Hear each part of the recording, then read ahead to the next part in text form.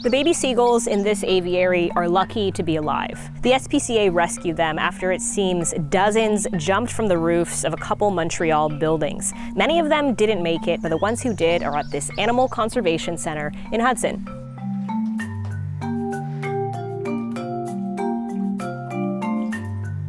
We received a total of 89.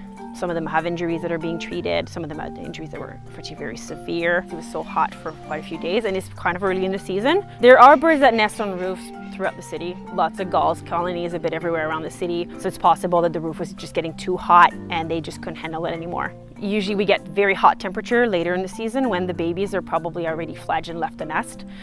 So they can get off the roof by flying off, and they're just not with their parents anymore, so they're okay. It's just because it got so hot for so many days very early, we're suspecting that might be kind of a factor in what happened. Because they're probably gonna have to stay here until they're fully grown, like all the feathers grow, and then they can fly.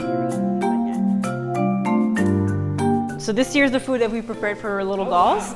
So they're fed mostly cat food, which is kind of a varied diet. There's vitamins and minerals added in cat food, and then they get fish. So anytime we work with we're around the birds in the enclosure with the birds, minimize talking because they're stressed by human presence. Sometimes they're at the door. Like cats? Yes. Getting ready to escape? Yes.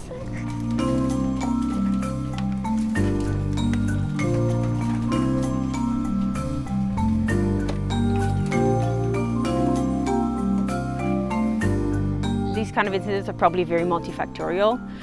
So there's probably a lot of different things at play. Climate change for sure probably plays a role of things getting hotter, so it's not impossible that it might be something that happens.